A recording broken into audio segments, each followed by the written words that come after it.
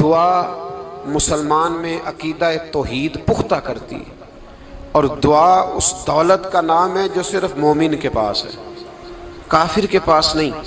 نبی پاک علیہ السلام نے فرمایا الدعاء صلاح المومن، دعا مومن کا ہتھیار ہے، کافر کے پاس یہ ہتھیار نہیں ہے۔ مومن جب اپنے مالک کے حضور دعا مانگتا ہے نا، دنیا میں آپ کسی سے زیادہ مانگیں تو وہ ناراض ہو جاتا ہے، وہ کہتا ہے بھائی تو نے تو کام بنا لیا ہے، کل بھی دیا تھا، پرسوں بھی دیا تھا، روز روز تجھے کون دے؟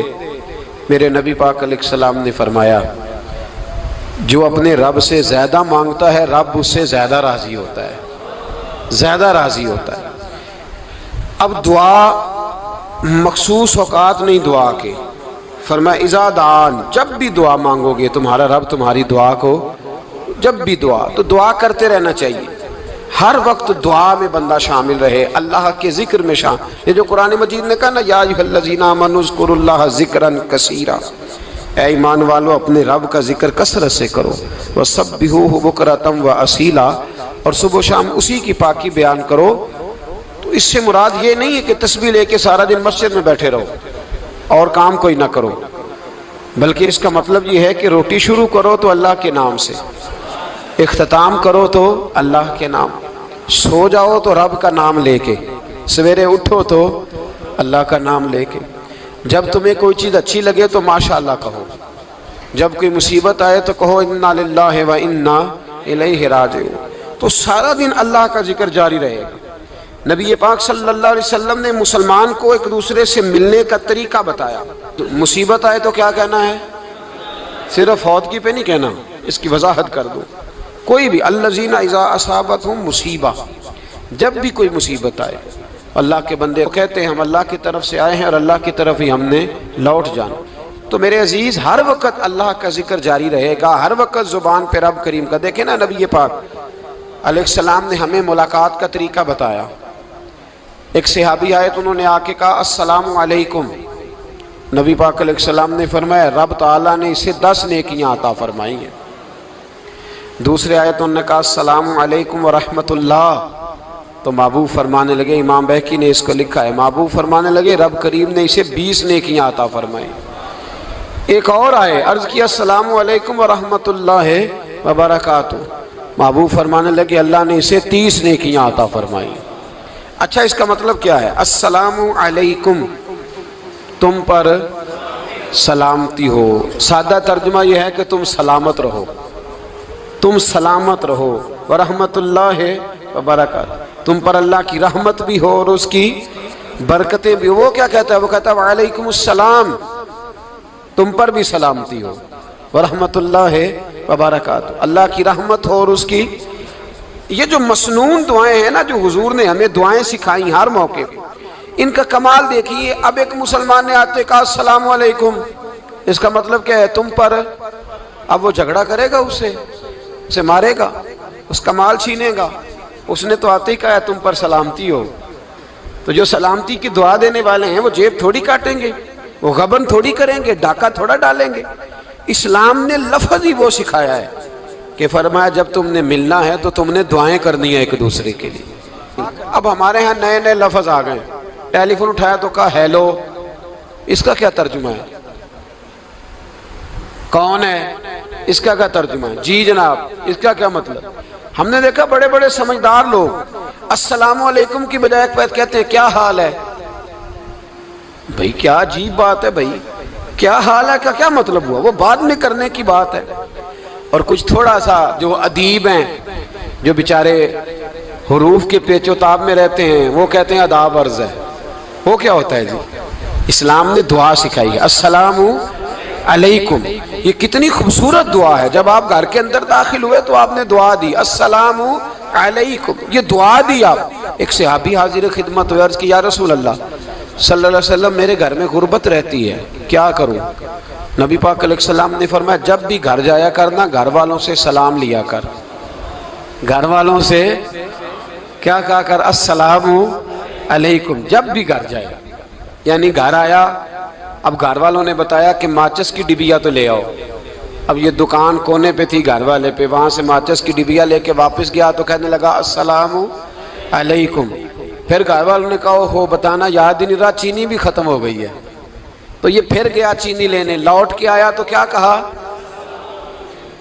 جب اللہ چاہتا ہے تو کہے، جب اللہ کے رسول چاہتے ہیں تو کہے. اس کا ترجمہ یہ ہے کہ تو کہہ، تو سلام لے. اللہ رسول چاہ رہے ہیں کہ تو سلام لے تاکہ تیرے گھر میں سلامتیاں ڈال دی جائیں. تو فرمایا سلام لینی ہے تو نے، اور ساتھ تو نے اس طرح کرنا ہے کہ 3 دفعہ سورۃ اخلاص کو پڑھنا ہے. امام قرطبی نے اس کو لکھا ہے. اس نے کہا حضور غربت بڑی ہے. غربت بڑی ہے تو کہ وظیفہ بتائیں. فرمایا جب بھی گھر جاؤ سلام لو اور 3 دفعہ سورۃ اخلاص پڑھو. وہ صحابی کہتے ہیں میں پکا ہو گیا. اب وہ کچھ دنوں کے بعد، کچھ عرصے کے بعد، کچھ مہینوں کے بعد واپس آئے تو صحابہ کرام علیہم رضوان فرماتے ہیں ہماری خواہش تھی کہ یہ کچھ بیان کرے، اب بتائے جو وظیفہ لے کے گیا تھا اس کا رزلٹ کیا نکلا. کہتے اس نے بڑی حیرت انگیز بات کی، حیرت انگیز عجیب انداز میں. کچھ لوگوں کا دل ہوتا ہے نا کہ مجھے ملے میرے پڑوسی کو نہ ملے، اور کچھ کا دل ہوتا ہے یار مجھے بھی ملا ہے اور الحمدللہ میرے پڑوسی کو ملا ہے. تو صحابی جب حاضر ہوئے تو صحابہ کہتے ہیں ہمیں تجسس تھا کہ یہ کچھ بتائیں. تو حضور نے فرمایا کیا حال ہے تیرا؟ کہا یا رسول اللہ کمال ہی ہو گئی ہے حضور، میں جب بھی گھر جاتا ہوں سلام لیتا ہوں اور 3 دفعہ سورۃ اخلاص پڑھتا ہوں. میں تو امیر ہو ہی گیا ہوں، میرے تو ہمسائے بھی امیر ہو گئے. کتنا پیارا ہے یہ جملہ، کتنا حسن ہے. اتنا اچھا لفظ کسی اور کے پاس ہے ہی نہیں جو الفاظ ہمیں ہمارے رسول نے عطا فرمایا. اس کو اپنائیے، اس کو اپنائیے. یہ الگ بات ہے کہ لوگ مطلب کے لیے سلوٹ کر لیتے ہیں بڑا سارا، لیکن مطلب کے لیے نہیں. جس کو جانے اس سے بھی سلام لیں، جس مسلمان کو نہیں جانتے اس سے بھی. تو نبی پاک نے ہمیں مسنون دعائیں سکھائیں. رات کو جب سونے لگیں اللہ کے رسول صلی اللہ علیہ وسلم نے ہمیں دعا سکھائی. حضور نے فرمایا جب سونے لگو تو مسلم شریف میں فرمایا تم نے یہ دعا پڑھنی، اللہم باسمک اموت و احیا. تم نے کہنا اے اللہ میں تیرے نام پر مرتا ہوں اور تیرے نام پر جیتا ہوں. نبی پاک صلی اللہ علیہ وسلم نے ایک حدیث میں فرمایا کہ یہ جو نیند ہے نا یہ موت کی چھوٹی بہن ہے، یہ موت کا ایک حصہ ہے. جس طرح انسان سو جائے تو کوئی خبر نہیں ہوتی کیا ہو رہا ہے، بالکل وہ اٹھا ہے تو اس نے کہا ہو یہ کیا ہوا. سو جاتا ہے نا آدمی، اسے خبر نہیں ہوتی. اوہو میں نے تو 11 بجے اٹھنا تھا، یہ تو 3 بج گئے. اب اسے خبر نہ رہی. سوتے ہوئے لوگ چوری کر لیتے ہیں، بلکہ اس طرح بھی ہوتا ہے کہ آدمی نے گکھڑ اترنا تھا، وہ پنڈی سے آ رہا تھا لیکن وہ سویا ہوا تھا. آنکھ تب کھلی جب کاموں کی آ گیا تھا. اب اس کا اس پر زور تو فرمایا کیا پتا اب تو کھل گئی کاموں کی، جا کے لاہور جا کے کسی جگہ پہنچ کے تو یہ بھی ممکن ہے کہ کھلے ہی نہ، نیند ہی موت کا سبب بن جائے. تو کہہ کے سو کہ یا اللہ تیرے نام پہ سو رہا ہوں. اللہ کس نام پہ سو رہا ہوں؟ یار اگر ہم ان دعاؤں کا حسن سمجھے مت، اللہم باسمک اموت و احیا، یا اللہ میں تیرے نام پہ سوتا ہوں اور تیرے نام پر اٹھتا ہوں. گویا کہہ رہا یا اللہ میری نیند بھی تیرے فضل سے ہی ہے، اور اگر آنکھ کھل جائے تو وہ بھی تیرے فضل سے ہی ہے. کتنا اعلیٰ نبی پاک علیہ السلام نے انداز سکھایا. اور پھر بخاری شریف میں حدیث موجود ہے، فرمایا جب اٹھو تو کہو الحمدللہ الذی احیانا احیانا بعد ما اماتنا والیہ النشور.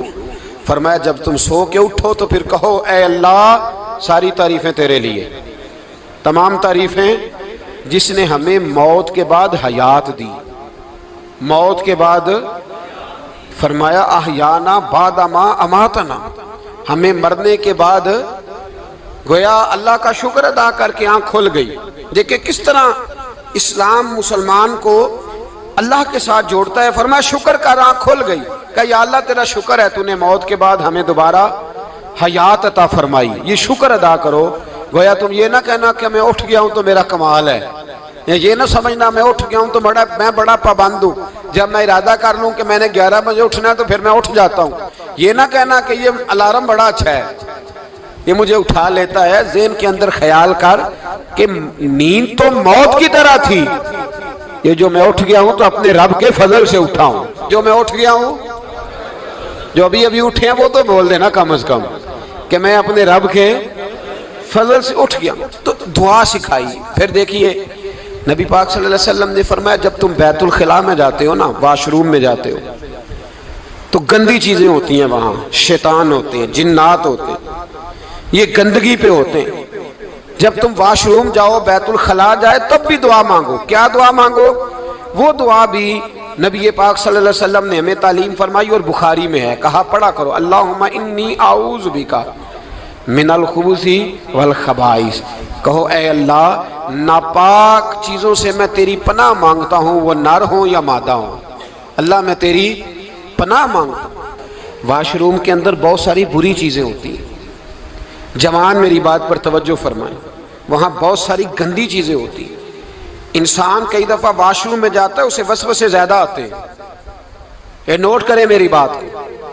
اصل میں نا ہم بات ڈھونڈ رہے ہیں علاج اپنی بیماریوں کا، حالانکہ علاج تو سارا مدینے والے رسول کے پاس موجود ہے، محبوب کے پاس ساری دوائیاں ہیں۔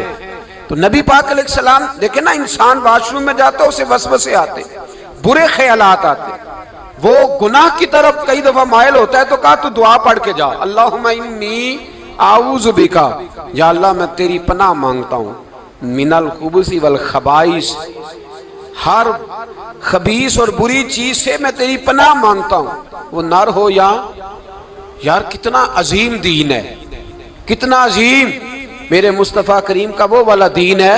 اصل میں اللہ کرے BA پاس بچے کو بیت الخلا کی دعا بھی یاد ہو جائے، ایسے یاد ہو جائے، اور اس کے ماں باپ سمجھ لیں کہ جوان ہو گیا ہے، تو اب ہو سکتا ہے اس کی طرف شیطان حملہ زیادہ کرے، اسے خراب کرنے کی کوشش کرے، تو لہٰذا اسے دعا سکھائی جائے تاکہ اس کو پہلے سے پتا ہو کہ میں نے اس بے ایمان سے بچنا کس طرح سے۔ اب آپ دیکھیے نبی پاک علیہ السلام نے ہمیں دعا سکھائی، مصنف ابن ابی شیبہ میں۔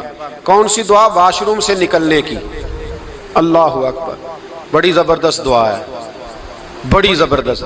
آپ یقین کریں اس ایک ایک دعا پر ایک ایک پورا بیان ہو سکتا ہے، ایک ایک۔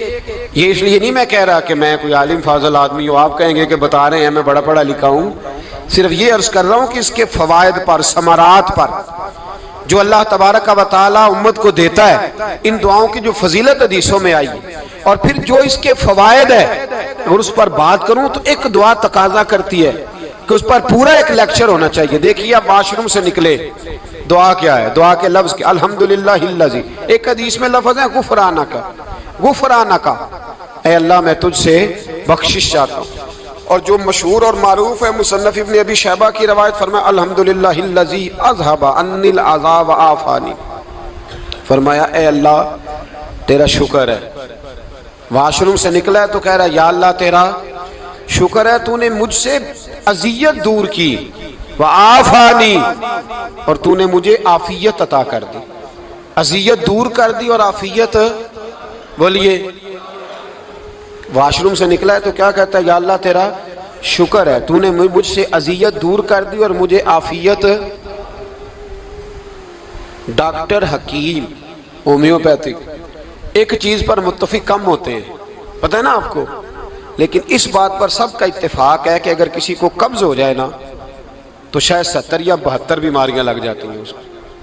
اور جب آدمی کو قبض ہوتی ہے نا، پیٹ کے اندر فضلہ جم جاتا ہے، خارج نہیں ہوتا، اس کو اعصاب کی بیماری ہوتی ہے، اس کے ذہن پر اثر ہوتا ہے اس چیز کا۔ آپ یہ مت سمجھیں کہ کھانا کھانا ہی ایک کمال ہے، اللہ نے یہ بھی نعمت بنائی ہے کہ کھانا جب خارج ہوتا ہے تو وہ بھی اللہ کا بہت بڑا احسان ہے۔ تو فرمایا تو سمجھا ہی نہیں، اگر تجھے قبض ہو جاتی، تیرے پیٹ کے اندر وہ چیز جم جاتی، تیرے لیے کتنی تکلیف کا باعث تھی۔ ان لوگوں سے پوچھئے جو اس کے بیمار ہیں، اس کے مریض ہیں، وہ کتنی تکلیف میں رہتے ہیں، سر میں درد ہوتا ہے، سر چکراتے ہیں۔ ایک بہت بڑا روڈ ایکسیڈنٹ ہوا تو ڈرائیور سے لوگوں نے پوچھا کہ مسئلہ کیا ہے، تو کہنے لگا میں قبض کا مریض ہوں، تو میں کھانا کھا لیتا ہوں تو میرے ذہن پر وہ اس قدر زیادہ گیس کا غلبہ ہوتا ہے کہ میں سخت تکلیف میں ہوں۔ نبی پاک علیہ السلام نے ہمیں سمجھایا اور بتایا کہ سمجھ لو یارو، کھانا کھانے کی نعمت تو اللہ نے تمہیں عطا فرمائی ہے، لیکن کھانا کھانے کے بعد اس کا اخراج بھی اللہ کی بہت بڑی نعمت ہے، تو اللہ کا شکر ادا کرو۔ پھر جب آپ گھر سے نکلیں گے تو بھی اس کی دعا ارشاد فرمائی، بسم اللہ توکلت علی اللہ، اللہ کے نام سے گھر سے نکلتا ہوں اور میں نے بھروسہ بھی اللہ کے نام پہ کیا۔ جب گھر سے نکلیں تو کس کے نام پہ بھروسہ کریں؟ بولیے حضرت رابعہ بصریہ رحمت اللہ علیہا، آپ تشریف لے گئیں حج کرنے، جس دن واپس آئیں اپنا اونٹ کہہ گئی جاتی دفعہ، کہنے لگی اللہ میں تیرے حوالے کر کے جا رہی ہوں، اور بسم اللہ توکلت علی اللہ، بھروسہ بھی تیری ذات پہ ہے۔ جس دن واپس آئی نا اسی دن کسی نے بتایا کہ اماں آج ہی تیرا اونٹ مر گیا ہے، تو اونٹ کے سرانے کھڑی ہو کے کہنے لگی مولا میں تو تیرے نام پہ تیرے پہ بھروسہ کر کے گئی تھی، تیرے حوالے میں تو تیرے گھر گئی تھی۔ تو لوگ کہتے ہیں اماں کے منہ سے لفظ نکلے تو اونٹ زندہ ہو کے کھڑا ہو گیا، کھڑا ہو گیا ہوں۔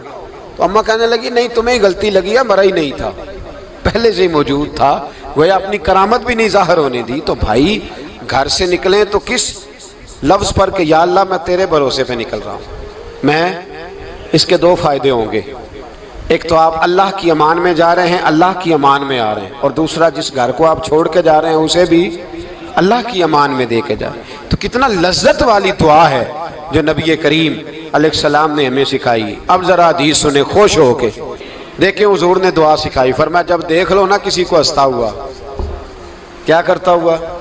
ماشاءاللہ آپ تو ہنسنے لگے۔ جب کسی کو ہنستا ہوا دیکھو تو کہا کرو اضحک اللہ سنک، یہ دعا یہ بخاری ہے، فرمایا دعا مانگا کرو جب کسی مومن کو ہنستے ہوئے دیکھو تو دعا مانگو اضحک اللہ سنک، اللہ تجھے ہنستا ہی رکھے، اللہ تجھے، بولیے جل نہ جایا کرو کہ میں پریشان ہوں تو یہ ہنس کیوں رہا ہے، جھلا نہ کرو، بلکہ کیا کہا کرو اللہ تجھے ہنستا رکھے، اللہ تجھے۔ نبی پاک صلی اللہ تعالی علیہ وآلہ وسلم نے فرمایا، ترمذی میں حضرت اسامہ بن زید رضی اللہ تعالیٰ عنہ سے حدیث مروی ہے، حضور نے فرمایا جس نے کسی کے ساتھ احسان کیا اور جس پر احسان کیا، اگر اس نے یہ دعا پڑھ دی نا جزاک اللہ خیرا، تو فرمایا اس نے اللہ کی بھی پوری حمد کر دی اور محسن کا صحیح شکریہ بھی ادا کر دیا۔ کیا کہنا ہے؟ جزاک اللہ، اللہ تجھے بہترین جزا عطا کرے۔ اس کا ترجمہ کیا ہے؟ اللہ تجھے بہترین، کیونکہ حضور فرماتے ہیں من لم یشکر الناس ولم یشکر اللہ، جس نے بندوں کا شکریہ ادا نہیں کیا اس نے اللہ کا بھی شکریہ ادا نہیں کرنا۔ تو کیا کہنا چاہیے؟ جزاک اللہ خیرا۔ اور اگر اماں کہتی ہو بچوں کو انگریزی سکھانی ہے تو کیا کہنا ہے؟ پھر شکریہ ادا کرنے میں کیا کہنا ہے؟ Thanks, thank you. او خدا کے اس کا ثواب کتنا ہے؟ بولے انگریزی ایک زبان ہے، اس کو زبان ہی رہنے دیں گے۔